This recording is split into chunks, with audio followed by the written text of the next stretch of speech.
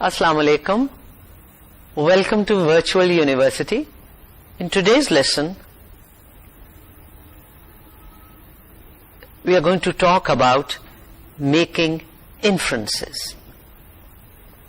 Now, you are familiar with the expression read between the lines, to read between the lines, which means that you pick up ideas that are not directly stated in the material that you are reading. The writer is giving or making a suggestion, but he is not stating it directly. That is, he is implying something. These implied ideas are important. These implied ideas are often important for a full understanding of what the writer means. And it is this discovering of ideas in writing that are not stated directly that is called making inferences or drawing conclusions. Our aim is to help you not only become a better reader, but a strong thinker. A strong thinker. A person able not only to understand what he or she is reading, but to analyze and evaluate it as well. In fact, reading and thinking are closely related skills, and practice in thoughtful reading will also strengthen your ability to think clearly and logically. It is a higher level skill. Now, in everyday life, we are constantly making inferences. Example, you go out in the street and you notice a large crowd gathered outside a shop. And you also notice a lot of broken glass on the road. And as you go closer, you hear loud talking. Before you even reach the shop, you have inferred what all the fuss is about. And you say to yourself, there has been an accident. Now, how did you arrive at these inferences? First, you used your experience of life and general knowledge of people. Second, you made informed guesses which were based on the facts that you observed. You observed broken glass, you observed a number of people, and you heard loud talking, and you inferred that an accident had taken place. Now, remember, not all your inferences will necessarily prove true. For example, it is possible that the crowd gathered outside that shop is not because of an accident between cars or anything else, but because of a quarrel among some people who, while fighting amongst themselves, hit the glass windows of the shop.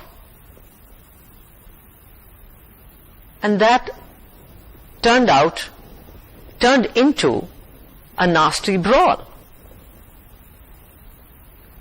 In any case, the more evidence you have, the more solid your inferences are. Now remember, I talked about experience, and I talked about your experience of life and general knowledge. And on the basis of that, you made informed guesses. Those guesses are informed guesses. That is, that they were based on facts that you observed. Now, I shall relate two incidents, and you consider these incidents. Write down on a piece of paper what you might infer if you saw the following two occurrences. You go to a building and you know it's a school. It's a high school. And the high school has policemen walking up and down its main hall. What would you infer? You would, I'm sure, infer that either the school has had some problems with discipline, or there is some official function taking place, or that there is an exam taking place, because in some of our public exams we have to call out the police. Now, in the second incident, there is a dog sitting in a room, and you go up to the dog and you try to pat the dog, and as you try to pat the dog, it shrinks or cringes when you try to pat him. What would you infer? The inferences that you made are, in the second situation of the dog, you inferred that the dog has previously been maltreated and is afraid of people, which was a correct inference. And in the first situation, there is a public examination going on, or that there is an important function taking place and some high-ranking person is present, as is the normal case in our society. Now, on your screens, you will see two pictures. Let's see what inferences you draw from those pictures. Now, your inferences must be logically supported by the information given in the picture. Look at the picture, the first picture. Look at the first picture. What do you see? It's the inside of a bus. There are two people sitting there, a woman and a man. What is the man doing? The man is smoking, and the woman is pointing at something. Now, you have to infer from the picture what is she pointing at. Is the woman asking for something?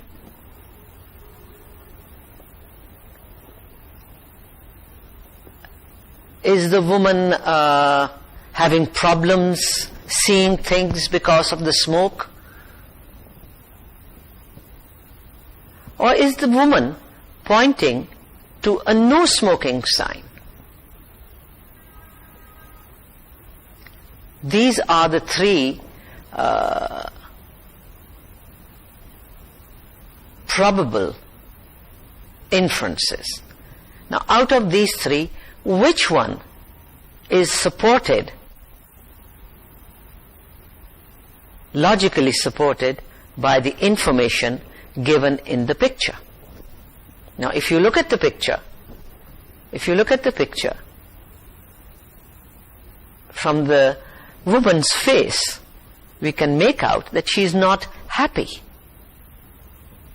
and she's trying to point to, most probably, a no smoking sign, and the man seems pretty smug about it. Now, shall we look at the next picture? what do you see in this picture? We see a man watching television, and there is a boy, most probably his son, sitting in the corner reading a book, and the man is wearing spectacles. He's wearing glasses. Now, looking at that picture, you can draw certain inferences, but your inferences have to be supported by the information that you can get from that picture. Now, what is it that you can draw from that picture? Does the man have problem with his vision? He's wearing glasses. Number 2, the boy is doing his homework. Number 3, the man watches a lot of TV. And number 4, the man cannot read. Now, out of those 4, which inference is correct? And because it is supported by the picture. Number 1, the man has a problem with his vision. This is supported by the information the picture gives. The man, most probably the father, he is wearing glasses and he is sitting close to the TV set, which means that he has problems with his vision. Otherwise, he wouldn't be sitting that close to the TV. Number 2, the boy is doing his homework. How do we know he's doing his homework? Just because he has a book in his hand doesn't mean that he's doing his homework. It's not logical. Why? Because if he was doing his homework, the artist would have given us some clue about, that the boy was reading a school book. There could have been a school bag next to the boy. And from that we could have drawn the inference that the boy is doing his homework. No, there is nothing of that sort.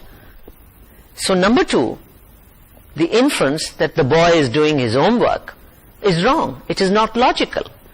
The artist does the information in the picture does not support that inference.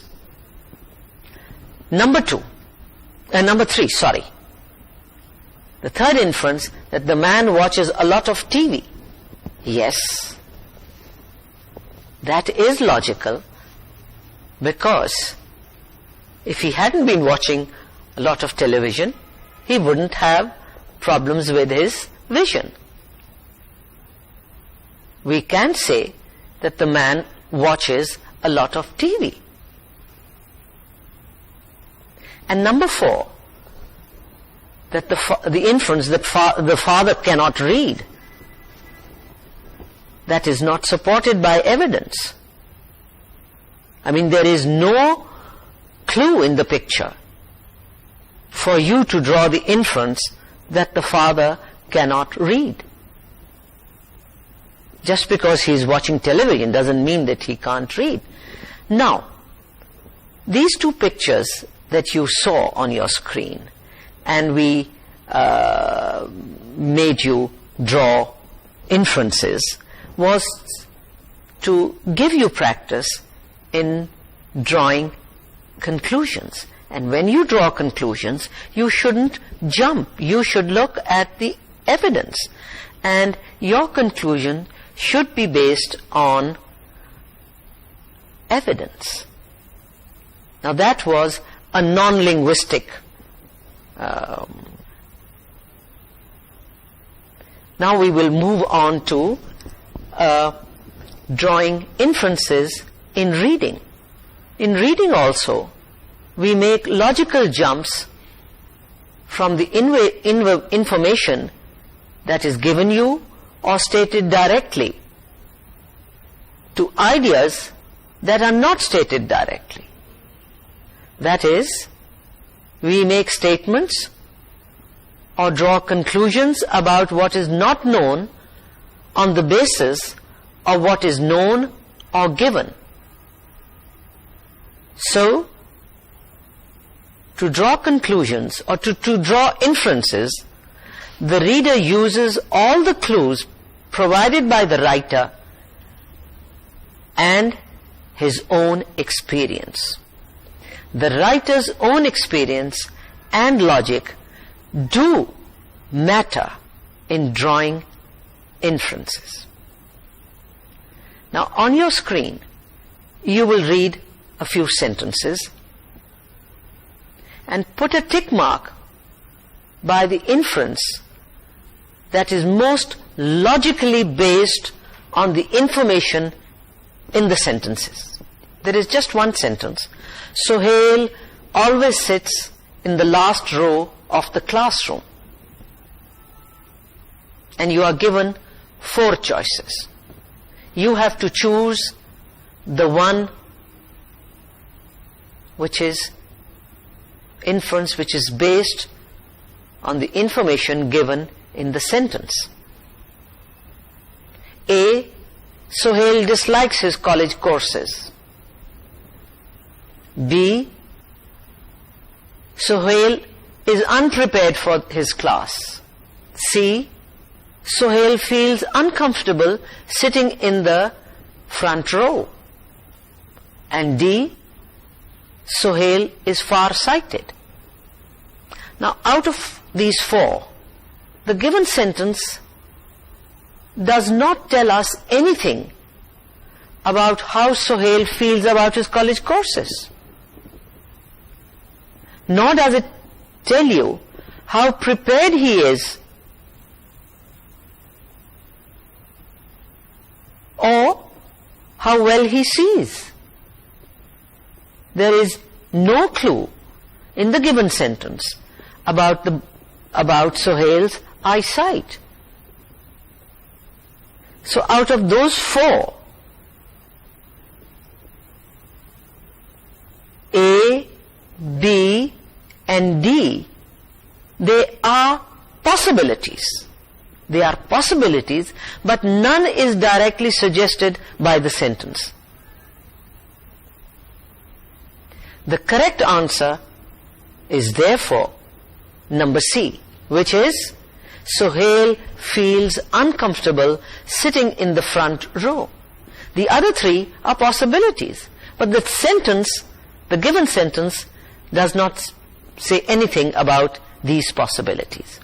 Now, based on the information that we are given, we can conclude that Sohail, for some reason, does not like sitting at the front, in the front of the class. Now, we are not given enough information to know why he feels this way. Remember, your inferences will be stronger if you don't jump to conclusions. If you don't jump to conclusions that are unsupported, they are very weakly supported by the available information. Now, you will have some more practice in drawing inferences. Read the given sentences and put a tick mark against the one that is most logically supported by the information given in the lead sentence. Number 1, if you come across a sentence like, the Arabic language contains numerous words describing different types of camels. The Arabic language contains numerous words describing different types of camels. And 4 inferences, choices, possibilities are given you. which one is most logically supported by the information given in the sentence. A, there is really only one kind of camel. There is only one kind of camel, but they use different words. B, the Arabic language clearly has many times more words than the English language. C, the Arabic language probably has numerous words for different types of dates. D, the exact nature of camels is important to the desert way of life. Now, if you look at those sentences, which one is most logically supported? Number one, there is really only one kind of camel. Does your sentence say that? No. It says different types of camels. B, the Arabic language clearly has many times more words than the English language. Does the sentence compare? Does it imply in any way a comparison between two languages? No. The sentence just deals with the Arabic language. C, the Arabic language probably also has numerous words for different types of dates. Quite possible. Quite possible. But does the sentence, the given sentence, does the given sentence say that? No, it doesn't. Now, out of those four, number D is the correct inference. If you had number D there, if you selected number D, then you read that sentence correctly. The exact nature of camels is important to the desert way of life. You can infer that from that given sentence, that camels play an important role in the desert way of life. So that language has numerous words to describe different types of camels. Yes, a camel that has given birth to a she baby camel has one name, has a particular type. There is a word to describe that camel. This is extra bit of information. A camel that has given birth to two male baby camels has another name for it.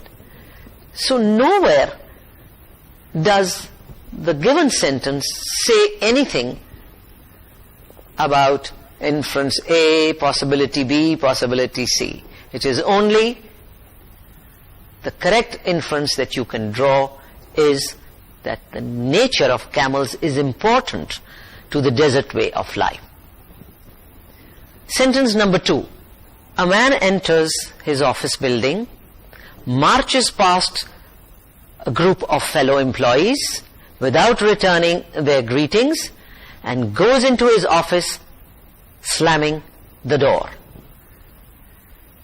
A man enters his office building, marches past a group of fellow employees without returning their greetings, and goes into his office, slamming the door. Now, what inference would you draw from that action? A, the man has just lost his job. Possibility. But does the given statement say anything about it? B, the man has quarreled with his boss. Is there anything in the given statement to tell you about this? No. The man is in a bad mood. D, the man is angry with his wife.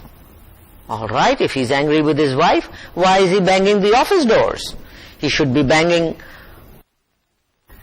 banged the door at his home before he left his home. So out of those four, it is number C, which is, if you've got number C, if you selected number C, when you selected the correct choice, the correct statement. The man is in a bad mood, yes, because he refuses to acknowledge his fellow employees' greetings. And he doesn't say hello to anyone, he just goes into his office and slams the door. So it is C.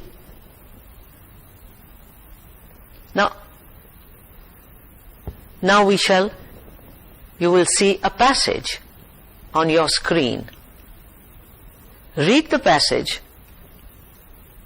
and then check the 4 statements which are most logically supported by the information given. The passage is, the elimination of jobs because of super automation is not limited to industrial factories. Offices are increasingly becoming electronic.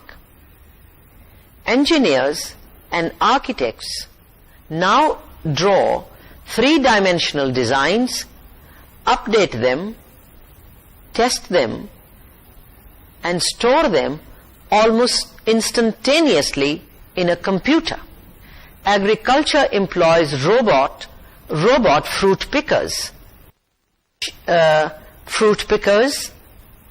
sheep shearers, computerized irrigation systems that use sensors to calculate water and fertilizer needs in different parts of a field, and automated chicken houses.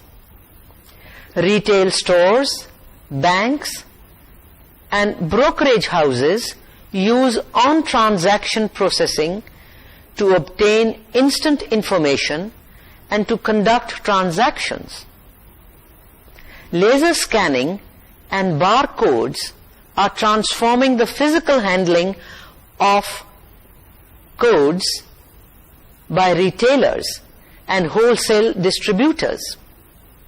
A final example of technological change affecting jobs is widespread use of televisions, telephones, and personal computers for the purposes of home banking and shopping. Now, take some time. This is a difficult passage. It is very different from the earlier practice that you've had. Read that passage, if need be, once, twice, even 3 times. And then look at the choices that are given you. Does the passage say that computers will soon replace engineers and architects? Number 1.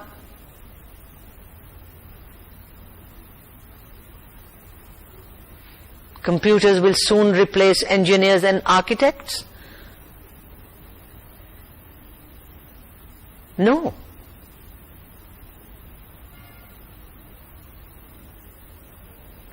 Number 2. There will be more jobs for people who run and repair electronic devices. Does the passage say that? Number 3. One function of super automation is the handling and storage of information. Number 4. Restaurants can't benefit from super automation. Number 5.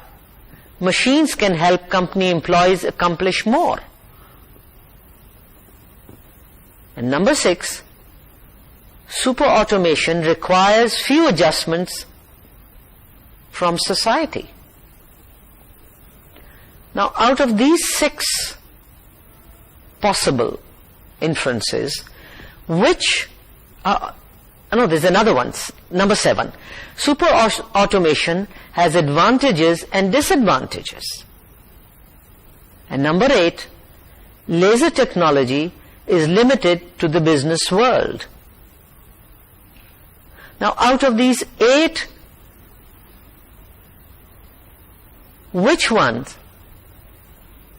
4 are logically supported by the information given in the text that you've read.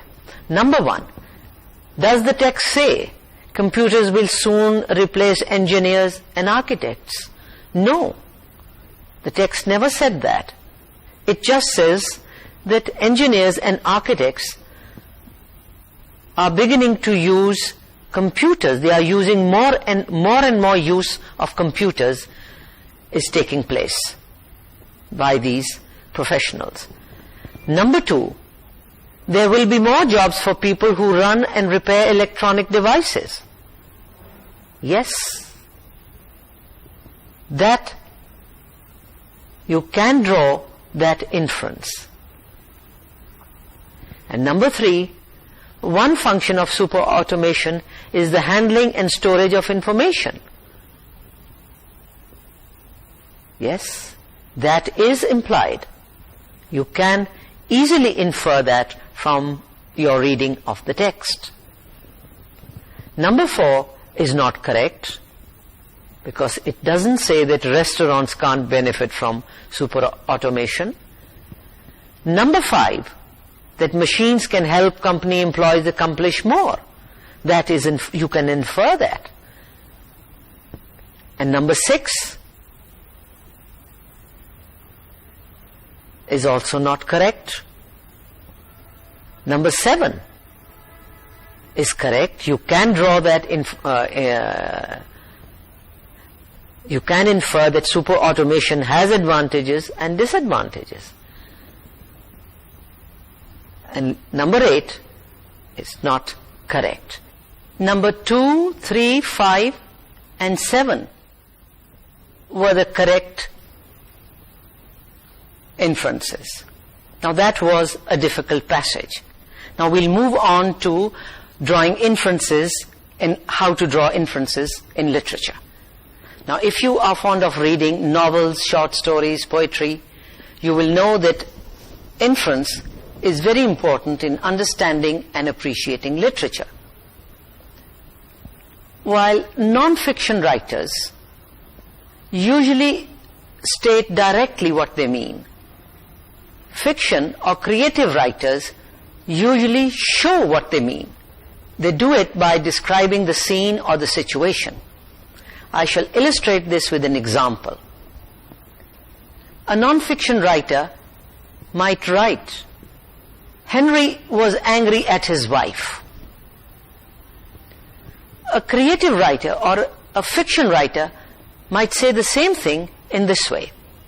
Henry's eyes narrowed when his wife spoke to him. He cut her off in the middle of the sentence with the words, I don't have time to argue with you. Now, instead of simply stating that Henry was angry, the creative writer has, through his description, shown Henry's anger. Now, I shall read a very short poem of 4 lines. It's written by an American poet, James Russell Lowell, and it is called 68th Birthday. As life runs on, the road grows strange with faces new, and near the end, the milestones into headstones change, 'neath everyone a friend. As life runs on, the road grows strange with faces new, and near the end, the milestones into headstones change, 'neath everyone a friend. Now, in case you don't know, milestone is a slab of stone set up in the ground to show the distance in miles on a road. In the old days, they showed distance by putting stones on the road with the number showing the number of miles. And a headstone is a stone which marks the top end of a grave where the person who is buried, his name and date of death or birth are written. It's a very sad poem. We infer that the speaker in the poem is 68, although the poem does not state that the speaker is 68. The title of the poem strongly implies this, and that is the purpose of the title. And the poem compares life to a road with milestones. Lines 2 and 3 suggest that life runs on a road marked by long milestones along it. And as we move along the road, we meet new faces of people we are not familiar with. And the poem also implies that birthdays are like milestones that mark the distance covered. That is, the number of years that you have lived. And a time comes when life's milestones turn into headstones, the markers set into graves, meaning, in other words, that life ends in death. And the final line implies that as we get older, more and more friends die, they drop along the roads. And under all the headstones are your friends. It's a sad poem, and in 4 lines, the writer, the poet, is able to say so many things. You will see a short poem on your screen. It's titled Fog, and it's by the American poet Carl Sandburg. Read the poem and answer the questions given at the end. The fog comes on little cat feet. It sits looking on harbor and city, on silent haunches, and then moves on. The fog comes on little cat feet.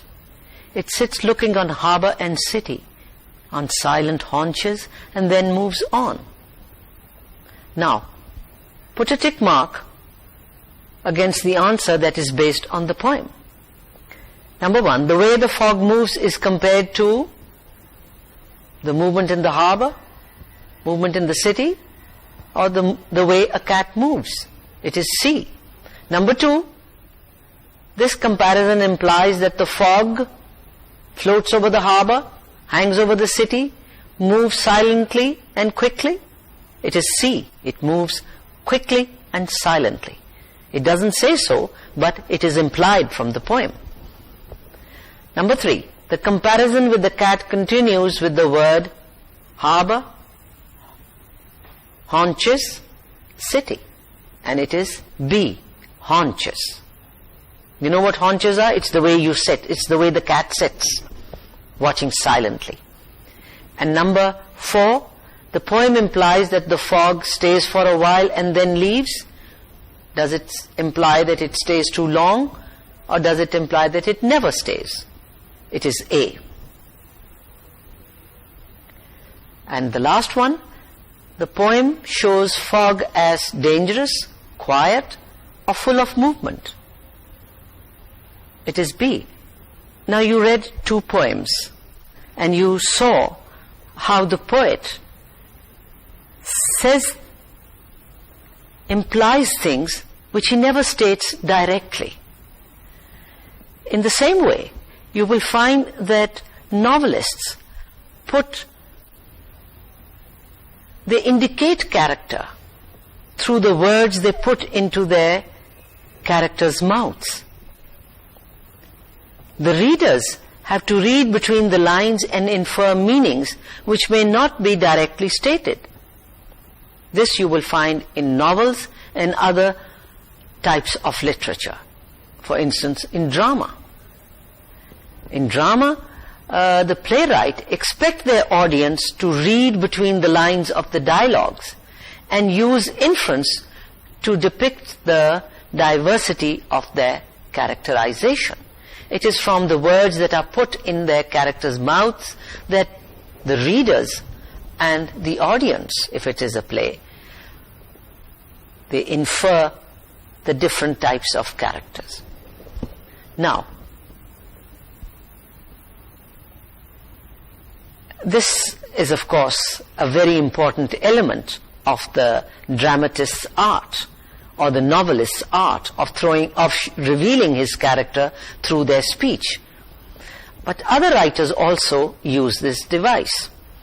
Now, you will see on your screen a short dialogue. It is taken from a novel by P.G. Wodehouse. It's called Thank You, Jeeves. Just read the dialogue and see what you can make of the two characters. Jeeves, I said, do you know what? No, sir. No, sir. Do you know what I saw last night? No, sir. J. Washburn Stoker and his daughter Pauline. Indeed, sir. Awkward, what? I can conceive that after what occurred in New York, it might be distressing for you to encounter Miss Dope, sir. But I fancy the contingency need scarcely arise. I weighed this. When you start talking about contingencies arising, Jeeves, the brain seems to flicker, and I rather miss the gist. Do you mean I ought to be able to keep out of her way? Yes, sir.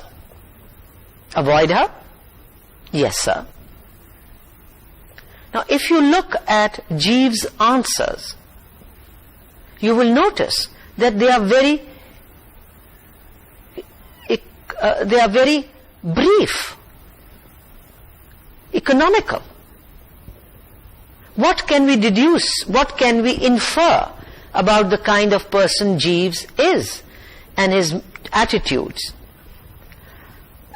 From his speech, one can infer that he is a servant and he's talking to his master. The master has many words. Jeeves, the servant, uses economy of speech. Right?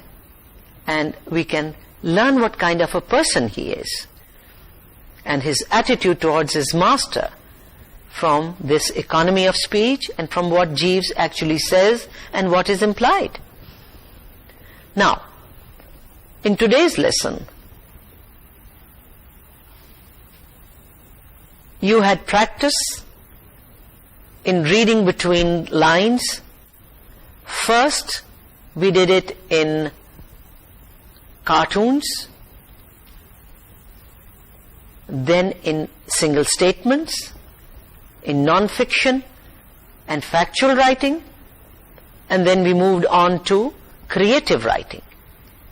And we tried to give you practice in finding out meaning that is not stated directly.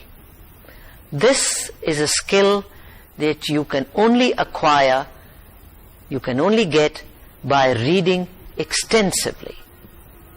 And by extensive reading, I mean reading for pleasure, reading storybooks, reading novels, reading poems, reading biographies. When you read extensively, you read for pleasure. And when you read for pleasure, you are not pushed for time. You don't have to read in a specific time. You read at your leisure.